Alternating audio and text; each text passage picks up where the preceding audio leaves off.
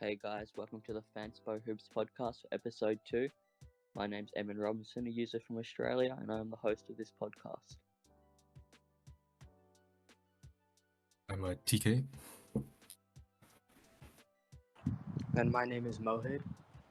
And we also have our two producers, Guru and Swag Duck. In this episode, we're going to be covering a lot of topics. It's going to be a long one. Firstly, we're going to start with Game 5 and just wrap up and review the series in its entirety of the NBA Finals. Game 5, Celtics dominated, took home the championship. It was Jaylen Brown who stepped up big time again, which confirmed his Finals MVP, and Jason Tatum finally showed up on the scoring end of the floor. But do you guys have any takeaways from Game 5? Any discussion points to bring up? Yeah, that was the first time I saw Jason Tatum finally aggressive. He was getting to the rim at will. It actually opened up multiple defenders, and he was able to make the extra pass. He had 11 assists, so there was a lot of energy on the glass as well. I think every single started at 7 rebounds. So yeah, there's a different type of intent compared to the last game. Yeah, I mean, Boston kind of dominated from start to finish. Dallas never really stood a chance. It was really interesting to see. Tatum stepped up in those final couple of games of the series. He at least statistically, scoring-wise, he was a lot better towards the end of the series. And it kind of made the Finals MVP discussion kind of interesting between Brown and Tatum. I got to give credit to Tatum. I thought in episode 1 was a bit hard on him, but in Game 5, I saw all the parts of what Tatum's done this series added together. The scoring and the efficiency just wasn't coming through him in the start of the series. But his playmaking was A tier. His rebounding, his defense, all of that intangible stuff, he was very, very good at, elite. And just as I said, scoring didn't come, and it came, and it showed why people love Jason Tatum and the Jays. Yeah, I mean, he finally stepped up and became that number one guy that Boston expects him to be, the fans expect him to be.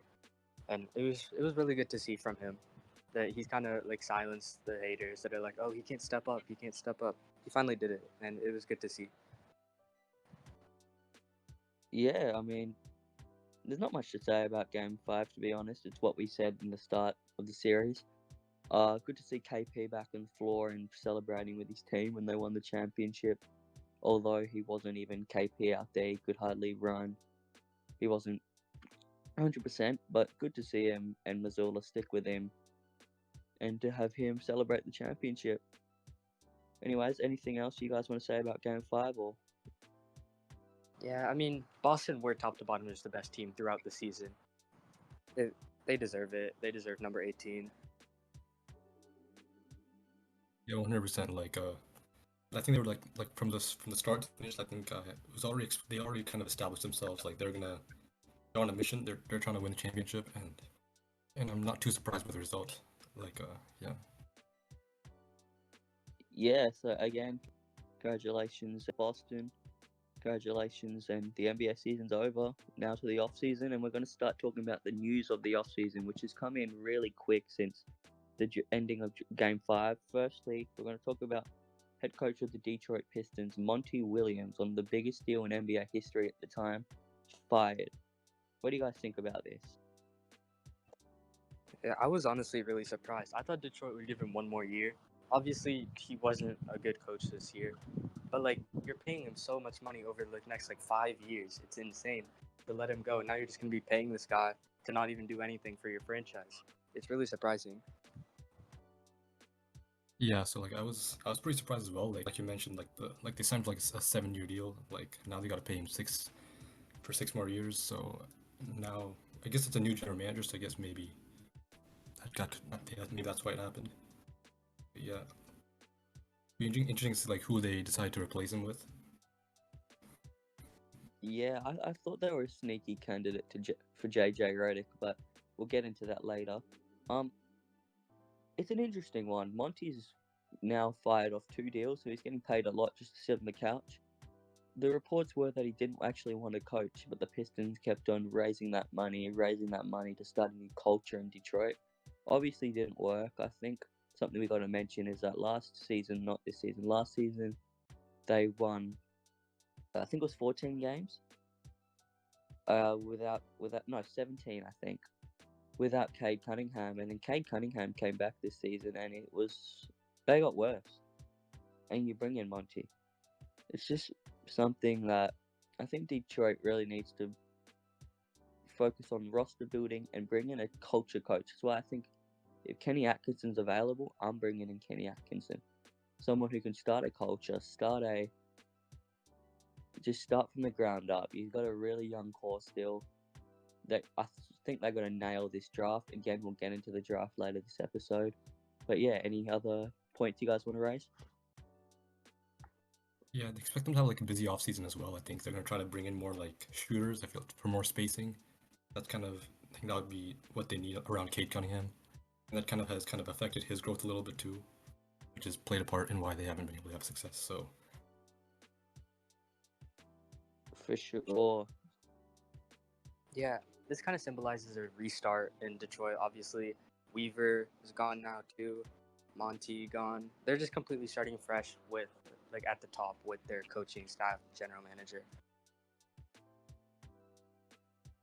Yeah. Do you guys have any predictions of who they're going to sign, or?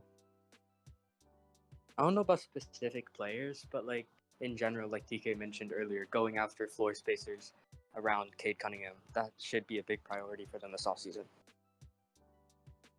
Definitely, they really need to bring in some spacing next to Cade, but also with Jalen Duran, Osai Thompson, Jaden Ivey's average 3-4, but they just need to bring in some spacing because they were really congested these last few years, and you can't have a starting lineup with Osar and Duran in it without shooters next to them. So that's something they need to target, and I'm bringing in some veteran shooters and hopefully a shooter in the draft.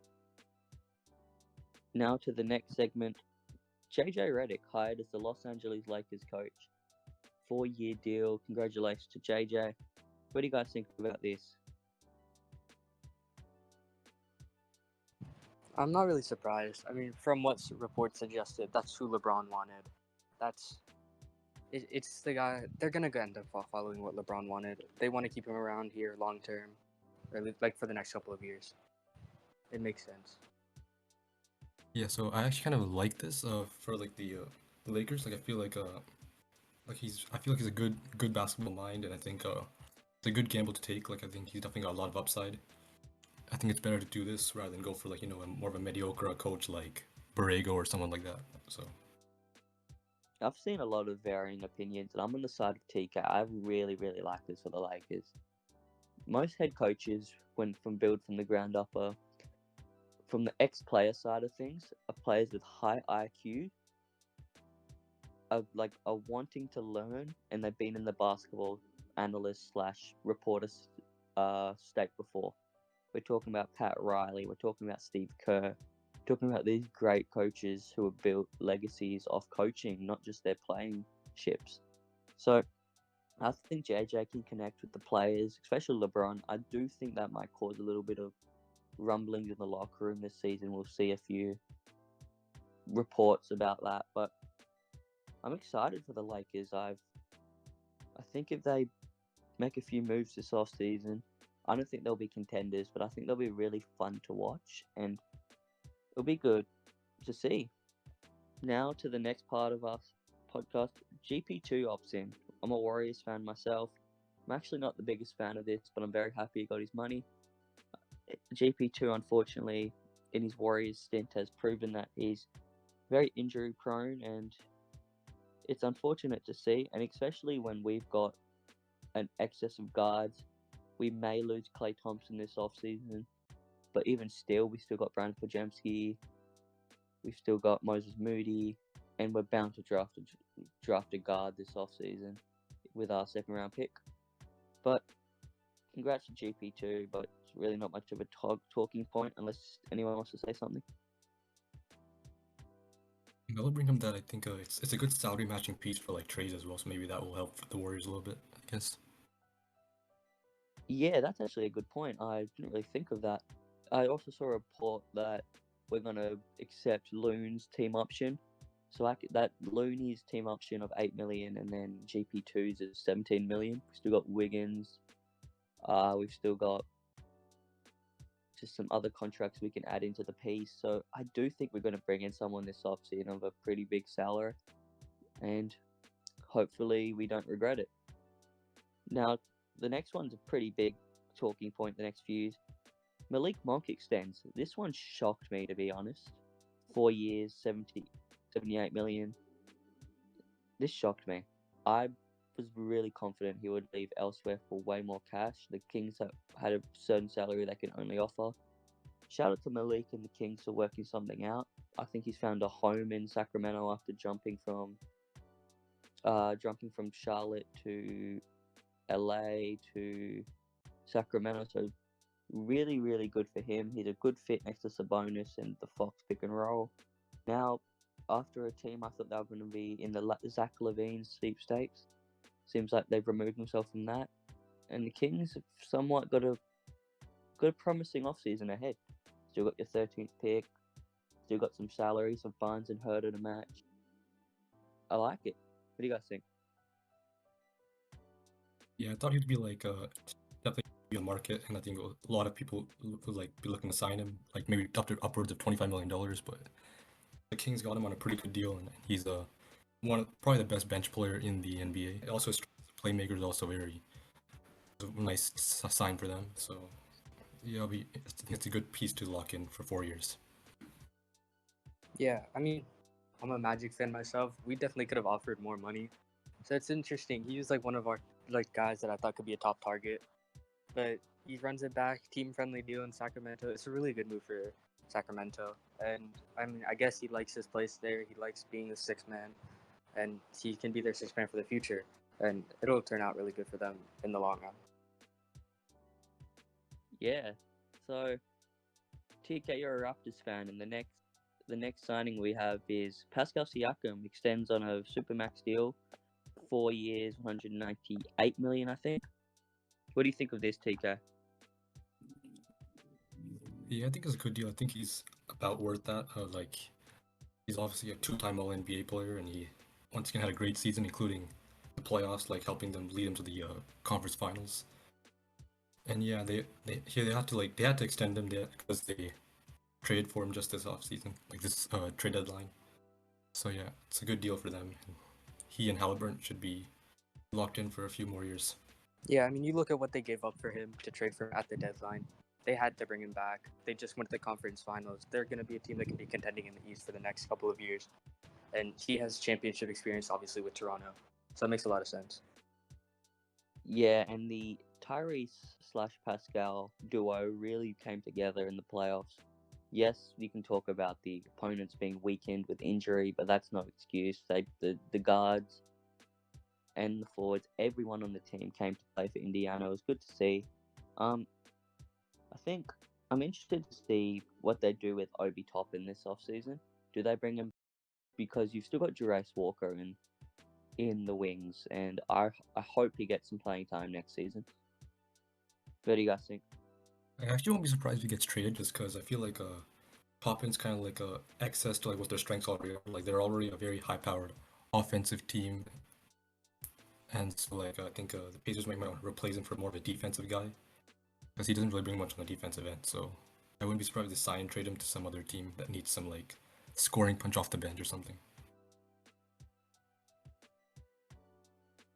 So now we go into our first trade of the offseason. Alex Caruso traded for Josh Giddey. What do you guys think of this?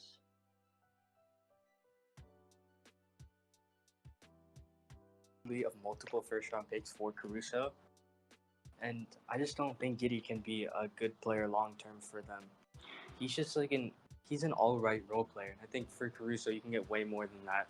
I thought pick 12 would be included in this trade, but it was just a straight swap. That really surprised me. Yeah, I actually like this for Chicago, just because I think this is a good role for him being the lead guard. I think that's really kind of what his strengths are. Like leading the offense. So I think in OKC he was like playing off the ball, and that's just not what he's good at. I think him leading the offense could have him kind of bounce back in his career, because remember he had a good start to his career. Arturas Karvishonis has done it again. He doesn't trade anyone for a few years now. You have your two-time all defensive player in Alex Caruso.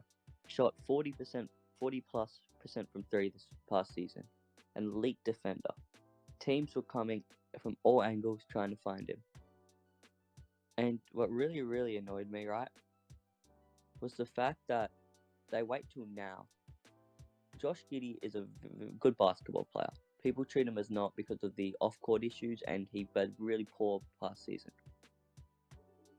My issue with this is that they could have got more these last few years, and I know you can say that in hindsight about a lot of players. But Caruso's value as of now, I genuinely think you could have got 1 or 2 first-round picks. I really like Josh Giddey for Chicago. Him and Kobe White is good backcourt for the future. The Chicago can really show Giddey's strength. He'll have the ball in hand. He'll create the offense, which is good for them. They're going into a rebuilding phase. Hopefully they don't bring back DeRozan. But it does frustrate me a lot. I found out about this trade quite late. I got a few people telling me about it, and I genuinely thought people were trolling. And I'm just shocked, to be honest. For OKC, I love it. You've got probably the best defensive quartet in the world. With you got Shea still, but he's not even in that quartet. Kaysen, Dort, Caruso, Chet. I really like this for OKC. They've got a lot of cap plus flexibility to work with, and Presti has done it again. What a trade! Sure, I really like it for OKC. Like as you mentioned, like their defense is going to be. They were already like a top 5 defense last year, and now you're adding Alex Caruso to that. Like they're going to be locking people down on the defensive end, and on the offensive end, he provides like spacing that Giddey did not provide for them, and he doesn't really need the ball in his hands to succeed. He's also a good cutter to the basket, and I think this is a great trade for them, and they get a lot better here. For sure. I think for OKC's sake of it, I do think they won the trade. I'll probably give it an A. And for Chicago, I'd probably give it a C+. It's not as bad as people were saying. I just think it's like the value in the trade is okay. It's not good. It's not bad. But I think OKC got a lot of room to grow this offseason, and they're going to be a very, very reckoning force next season. And I think for the sake of Chicago, the fact that they're going to a rebuild is really good for them. And I think Giddey gets a chance to show his strengths, whereas OKC, like, they showed his weaknesses, and it was really ugly at the back end of the season, all season, quite frankly. He'll go into this off-season, work on what he needs to do, and he knows he'll have a new role. And he'll try to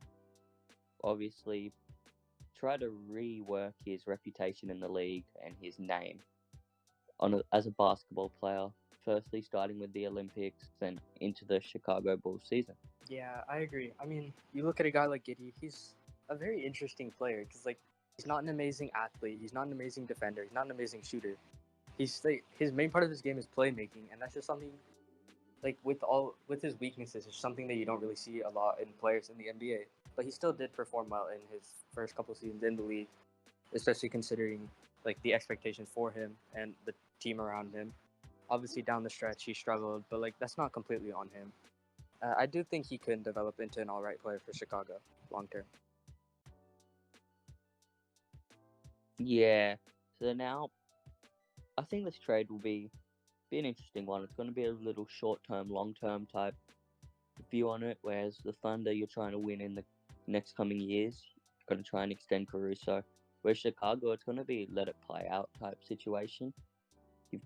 I don't think it's going to matter the first few years, but might look rough in Chicago. They're going to enter the Cooper Flag answer, Ace Bailey, sweepstakes.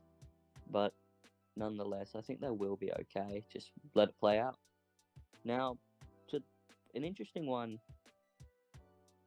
situation with Paul George's pending free agency. We've seen a lot of reports about him and the Clippers have not extension. They had all of last season to do so. They haven't done it. What do you think happens with Paul George? We've seen a lot of reports about him leaving the Clippers, him going to Philly. Now Philly's interest is waning. What do you guys think?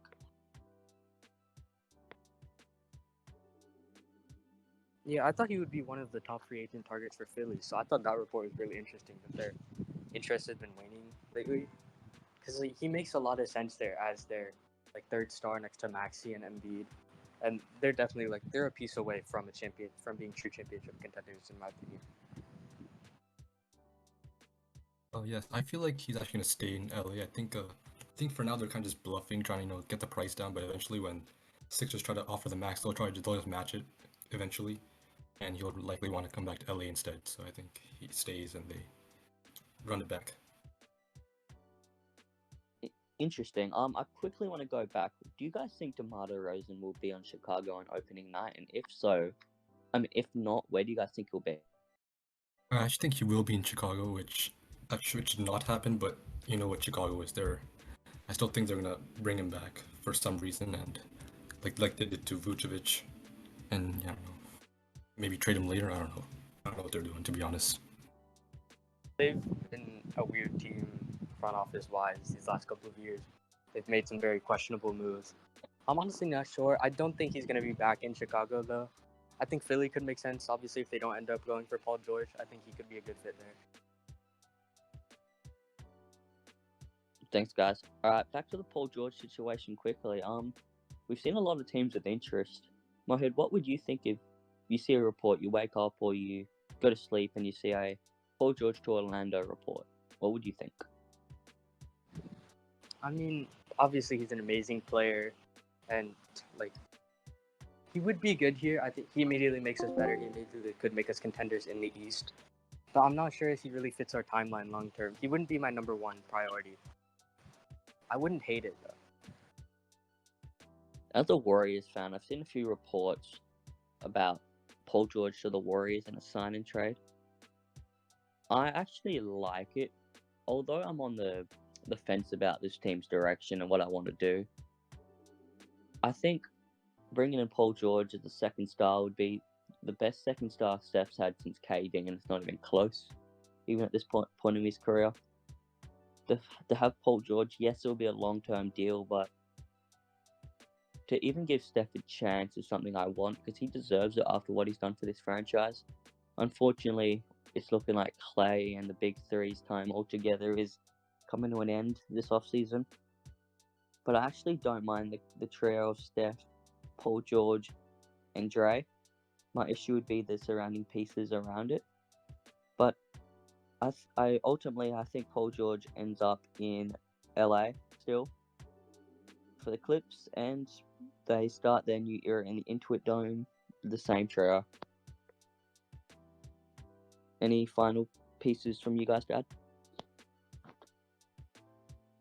I think LA is in an interesting situation if Paul George does end up walking. Like, where do they go next? Do they keep Kawhi and try to build around him, or do they just completely blow it up and rebuild?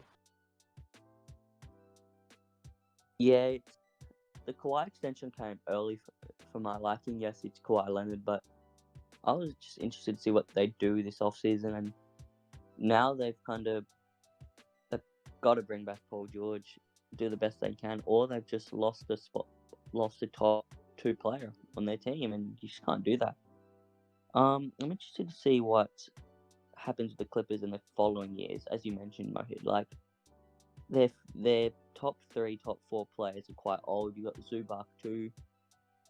It's an interesting situation, but Steve Ballmer loves spending money, and we'll just see what he does. Now to a new segment on this show, which will hopefully be a weekly segment. We got questions from the people. So my first question for you guys from the Fanspo Discord server is: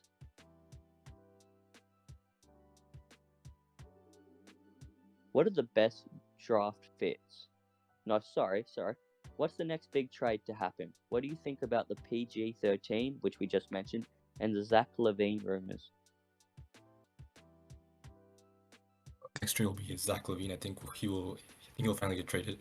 I don't know which team, but I think Because there've been a lot of rumors, talks about him potentially. They've been trying to shop him, so I think he's gonna get traded in like the next 1 or 2 weeks. I think. Yeah, I honestly agree. I mean, the Bulls have now made this trade to go get Giddey. I think they will choose now a rebuilding direction, and that probably involves getting rid of Levine. The interesting thing is, like, what is his value with his contract? Because he obviously was dealing with injuries this past season, but he wasn't at his normal standard.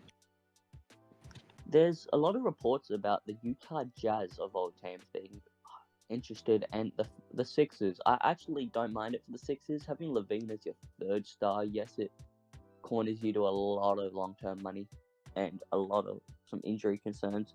But Levine, when healthy, would be a very good third star in my opinion. Utah, I find it quirky, but I don't mind it. I think just on court, having a Levine and Keontae backcourt with Markkinen on still here, you got Kessler. I've seen a lot of reports about Kessler getting traded, which I think we might get into that later, but it's interesting. The value, as you mentioned, I think it's going to be quite low. I saw the reports about if the Kings were to make a trade, it'd be Herder, Barnes, and a few seconds. For Utah, I don't know what they would give up. Philly, you got all that cap space to use. Maybe a first. It's an interesting scenario. I think for Chicago and for Zach, it's good for them to both get a fresh start because hopefully we get to see Zach LaVine in a winning situation because we've never seen that. Yeah, I mean, I would really like that for Philly, considering where his value is at right now. They can get him for really cheap, and he's definitely, if you look at the value, that's like a really good third option that you can get for really cheap compared to some of the other guys that are out there as their third star options that would cost a lot more, either via free agency or trade. What do you guys think about Spurs maybe going after maybe another shot creator like Levine to pair with Wemby, who doesn't cost that much? I wouldn't do it this early. If I'm going to bring in a shot creator of San Antonio, I would rather someone like a Trae Young, who I don't think is available anymore, but someone like a Darius Garland, who I do think is available. I think you just need someone to fit the age demographic, and I'm not going to bookmark myself to that long-term money if I don't even know how soon we'll be contending if I'm San Antonio. But I'll fast track a little bit. I'm really excited for the Spurs offseason, and we'll get into our mock drafts, but Spurs have got a lot of room to go one way, go another way, and still get the ultimate goal in the next few years with Victor Wembanyama still on his rookie deal, still Devin Vassell on a really good value deal. The Spurs have a really good future. Yeah, I agree. I wouldn't pull the trigger on a guy like Levine this early if I'm San Antonio. I think I would rather go for someone at the draft at this point, or like you mentioned, a younger option like a Garland. And our last question until we get into some questions at the end. What on earth is going on in Philly? So many targets for the offseason are being ruled out. As we said, Paul George, maybe Zach LaVine. What is the realistic targets at this point? Yeah, I don't know about George at this point, but I think Levine could still be a possibility. Maybe a DeRozan. I think they should go for like a shooting guard, wing type guy, and try to get a true third star. I think they need a third star to really compete at this point, where their team is at.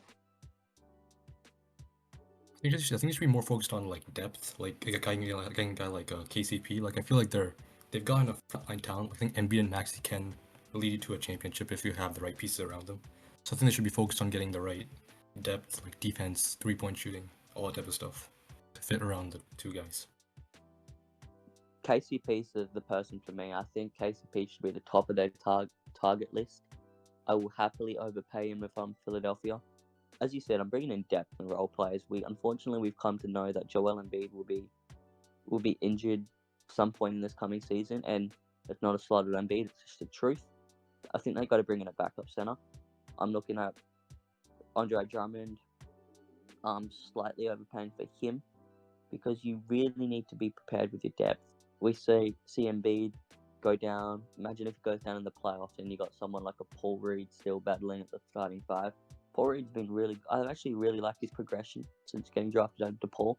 But hopefully they come prepared with some depth. As you said, I'm looking at KCP. I'm bringing back Lowry. I'm bringing back Batum. I'm bringing back Oubre. These guys, you need the depth rather than that third star, because that third star won't matter if Joel Embiid goes down. So that was all the questions for today, for part 1 of the question segment. Now we're going to get into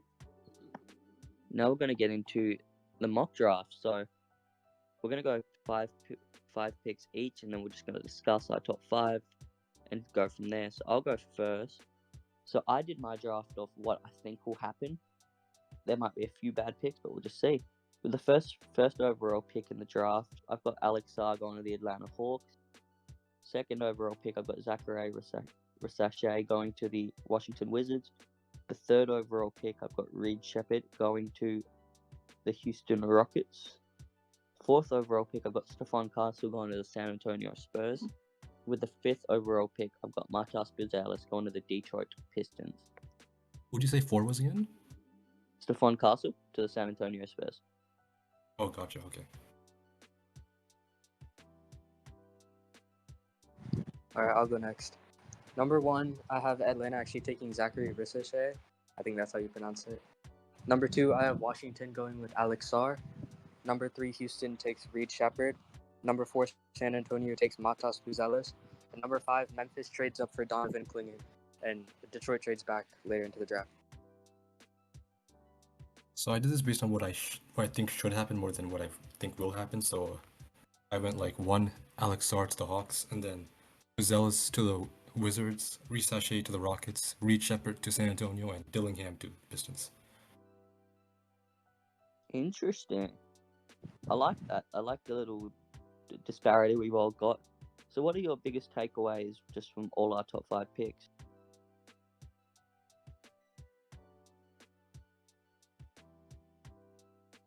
I'll go first then. I've seen a lot of reports about Sarr being bookmarked and cornered into the Wizards, and he'll go to Washington. I really like that for Washington. You've got the defensive versatility to grow with Bilal Coulibaly and Alex Sarr for the future. If that does happen, I really like that for them. I'm bringing in another wing in Rasachet. I think that's how you pronounce it. I wouldn't be opposed to it still having good surplus, but it seems like a bit redundant when you got Denny, Bilal still need to develop, and it's interesting. I really like Reed Shepherd to the Spurs. I think Reed Shepherd's my guy in this draft. Whoever gets him, I think it's insane, very good value. Yeah, I mean, there's this interesting rumors that have been going around between Alex Sarr and the Hawks that they haven't been able to get a workout going, and that Sarr is potentially out the number 1 pick discussions for Atlanta, and they're between Clingan and Rasachet. So I think that's interesting. But if Washington can get Sarr too, I really love that for them. I think he's the best player in the class overall. I agree with that. I do think Sarr's the best player in the class. It's interesting. A little birdie told me, might have been him, that when he gets drafted, his preferred destination would be either OKC with his brother Olivier, or the Washington Wizards with Bilal Coulibaly. So take that as you will. Breaking news by MN Robinson on the podcast. You guys ready to talk about your next 5 picks?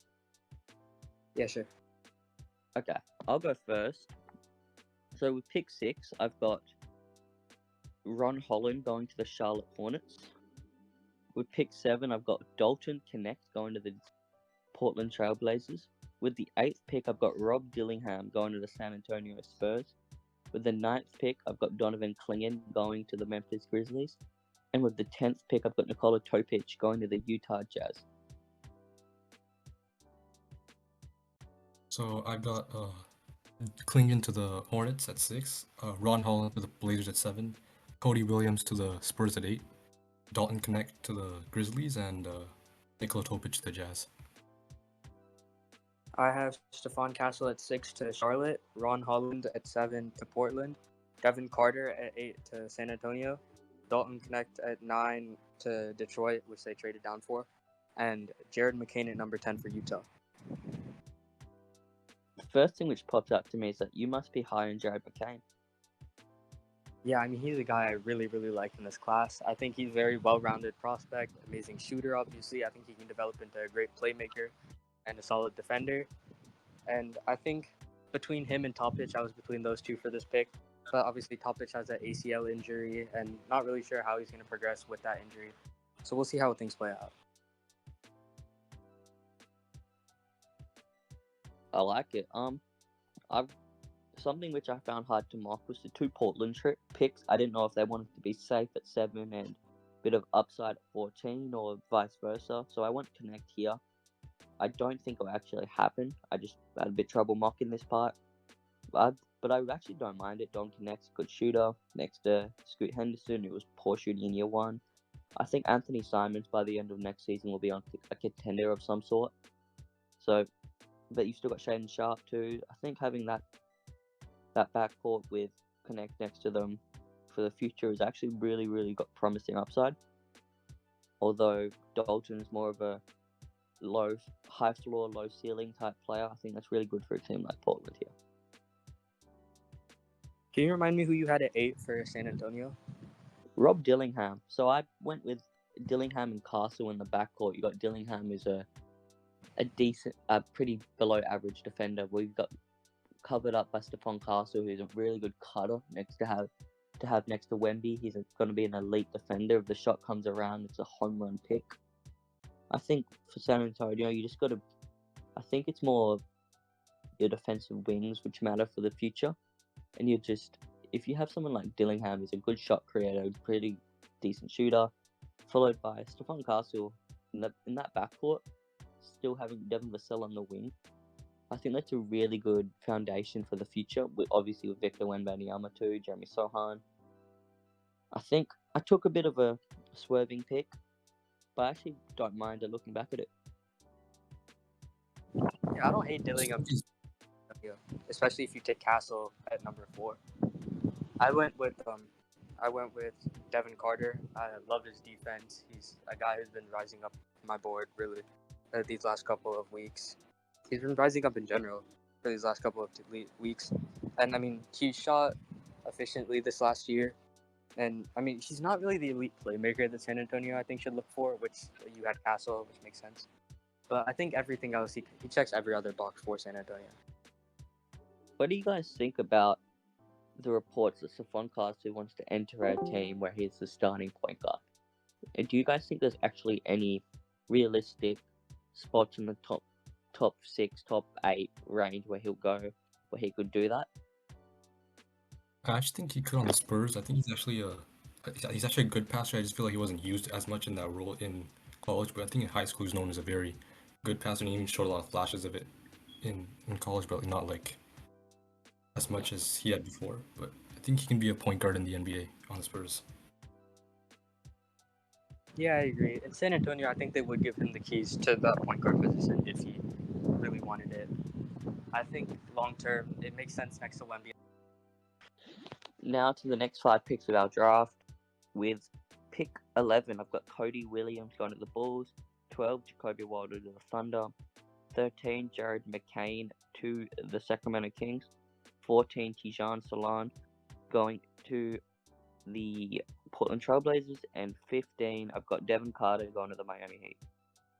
So for me, I had Stephon Castle 11 to the Bulls, Salon to the Thunder at 12, 13 Devin Carter to the Kings, Jacoby Walter to the Blazers, and Isaiah Collier to the Miami Heat. I had Cody Williams at 11 for Chicago, Zach Edey at 12 for OKC, Tijan Salan at 13 for Sacramento, Jacoby Walter at 14 for Portland, and Tyler Kolek at 15 for Miami. I love the Kolek pick. I think there's a few teams where Tyler Kolek just screams Miami Heat player or New York Knicks player. And that's why I've got a mock to the Knicks. That's a bit of a spoiler, but I think Kolek's going to be the best playmaker behind Tobic in this draft. I think basketball IQ's the best in this class. He's a really good playmaker, and that's what a lot of teams need. The Heat need that. And he just screams a Heat-type player. Although it could be a reach, I like the fit. Yeah, I agree. I mean, he's one of the older guys in this class, which might stop some of the teams at the top from taking him. Obviously, these younger teams that are looking for long-term development. But Miami's a team that's trying to win now. They've always kind of had that win now mentality. And I think Kolek makes a lot of sense to be their point guard for the future. I like it. Now, for the next 5 picks of the draft, this is where the teams will get a lot of decent bigs for me. Pick 16, I've got Tristan Da Silva going to the Sixers. 17, I've got Khalil Ware going to the Lakers. 18, I've got Isaiah Collier going to the Magic. 19, I've got Kyle Filipowski going to the Raptors. 20, I've got Deron Holmes going to the Cleveland Cavaliers. So you got Jared McCain to the Sixers, Tristan Da Silva to the Lakers, Filipowski to the Magic, Khalil Ware to the Raptors, and Tyler Smith to the Cavaliers. At 16, I also have Da Silva going to Philly. I have Rob Dillingham ending his slide here at 17 for the Lakers. 18, I have Bob Carrington for the Magic. 19, I have Nikola Topic for the Raptors. And 20, I have Keyshawn George for Cleveland. If Topic fell that far, the Raptors are home run winners of this draft, in my opinion. Same as the Lakers with Dillingham. I think, although I feel like LeBron would hate having a player like Rob Dillingham on the floor with him on the defensive end, even though LeBron's a lazy defender himself. But I think if you get that value so late in the draft, it would be very, very impactful for these teams. Yeah, I mean, like you mentioned, his defense is the reason that many reports are suggesting that he's going to fall out of the lottery. And I think LA, it just makes sense. He's a guy who can come in and immediately contribute offensively, especially if D'Angelo Russell ends up leaving in creative. Yeah, I think that'd be like a big steal for the Lakers if he somehow fell the Lakers. Because I'm actually very high on Rob Dillingham. Like, well, he's not a good like defensive player. Obviously, I think his offensive potential is kind of off the charts. Like what he can do off the dribble, and I think his playmaking's also gotten a bit better and went on. So, yeah, I think he can. I think that'd be a huge if he somehow fell the Lakers. I think I'm interested to see how much Topic does fall on draft night. Obviously, with that partially teared ACL, and he's just had some pretty bad injury history over the last few years over in Europe. He's probably the best playmaker in this class. I think he's going to be a very good long-term point guard. But interested to see how much teams take those injuries and the current injury into their mind when going into the draft night. Yeah, You go ahead, my bad. Yeah, I mean, I've seen him mocked in like large ranges. I've seen some big boards actually still have him at number 1, which is like very, very wild to me. And I've seen him all the way down in the 20s in some big boards. So it's interesting because like his injury obviously I feel like is going to ward off certain teams, but I think Toronto makes a lot of sense long term for him. For sure. And as a Raptors fan, what would you think of that, TK, if you leave draft night with Nikola Topic? Run their offense, like they're focused on ball movement, and he's also like Serbian, like, so he's got some relationship with the head coach as well. So yeah, so I think he complements Emmanuel Quickly's game well as a more a pass first guy. Quickly can focus more on being like score first, which plays to his strengths as well. 5 picks. I've got pick 21, Giddey going to the Cleveland Cavaliers, no, New Orleans Pelicans. Sorry. Pick 22, I've got Yves Missi going to the Phoenix Suns. 23, I've got Tyler Smith going to the Bucks. 24, I've got Tyler Kolek going to the Knicks. 25, I've got Kevin McCullough going to the Knicks. Yeah, so you got Bob Carrington to the Pelicans, Keyshawn George to the Suns, Zion Dunn to the Bucks, Deron Holmes in New York, and then Terrence Shannon also in New York at 25. At 21, I have Khalil Ware to New Orleans. At 22, I have Isaiah Collier to Phoenix. At 23, I have Bobby Klintman to Milwaukee. At 24, I have Nikola Jurisic to New York. And at 25, I have Yves Missi to 25. Interesting. Bobby Klintman sticks out for me. I'm not the biggest fan of Bobby Klintman. I watched him this past season in the NBL, and he's quite raw. I think he's going to be a team where a rebuilding team takes him. And I do think it would actually be quite interesting if the Bucks took him that early in a pick where they need a win now player.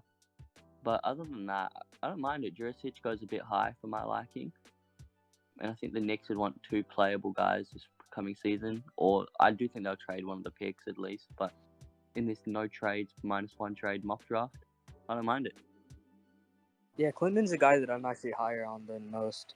I feel like he can come in, and if he can get his shot to fall early into his career, and I think he's a versatile defender. I think he can be a solid option off the bench for Milwaukee. To wrap up the draft, I've got pick 26, Bub Carrington going to the Washington Wizards. Pick 27, Keyshawn George going to Minnesota. Pick 28, Johnny Furphy going to Denver Nuggets. Pick 29, Pacome Giddey, don't think I pronounced that right, going to the Utah Jazz. And pick 30, Ryan Dunn going to the Boston Celtics. So I've got Zach Edey to the Wizards, Tyler Kolek to the Timberwolves. I probably should have put him higher, to be honest. Jalen Tyson to the Nuggets, Yves Missy to the Jazz, and Pacome Giddey to the Celtics. At 26, I have Pacome Giddey to the Wizards. At 27, I have KJ Simpson to the Timberwolves. At 28, I have Deron Holmes to the Nuggets. At 29, I have Terrence Shannon to the Jazz. And at 30, I have Kyle Filipowski to the Celtics. It's interesting you have Filipowski at that low. What's your explanation? Oh. I just like some of the other bigs in this class, like Khalil Ware and Yves Missy. I think that's how you pronounce it. I like them a little bit more, especially in terms of where I have them landing. But I think it's really close between those three.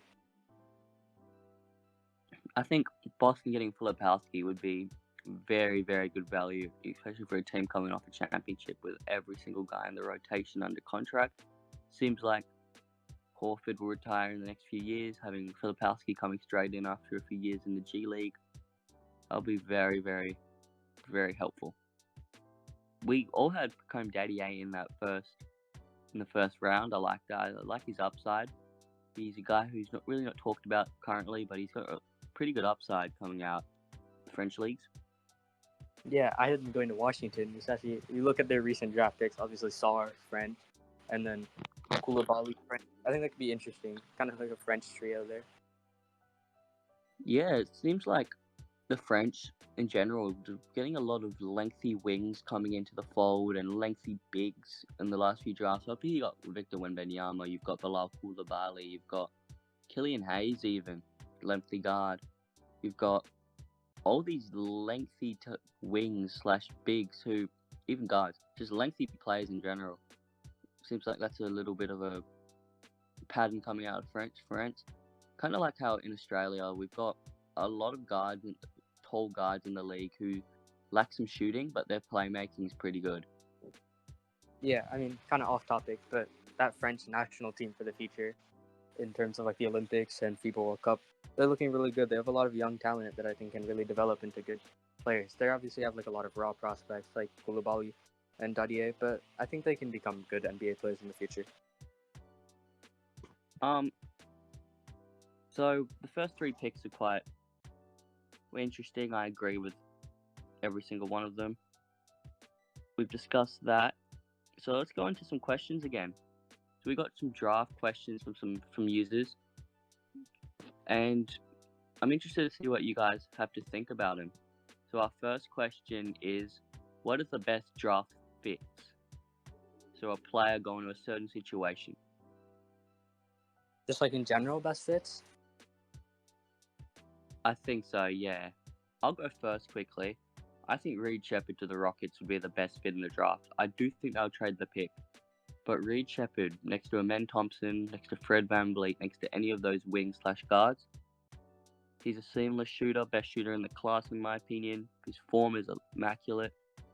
He's a really good cutter. He's a smart defender. Good playmaking upside. I'm high on Reed Shepherd. Yeah, I mean, Alex Sarr, if he ends up at number 2 to Washington, makes a ton of sense.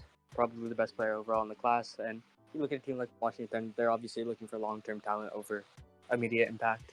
And then Tyler Kolek to Miami, I had that in my mock draft. I think he makes a ton of sense to immediately come in. He can have an impact right now and for the future.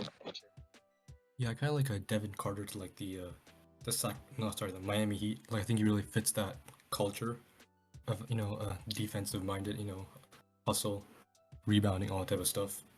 I think he'd be a great like glue guy for them if he falls there. So I'd like to see that happen. I also think Donovan Clingan to the Memphis Grizzlies is a really good fit. I think the Grizzlies are a team, like Mohid did, that would trade up for Clingan. I think a lot of teams might.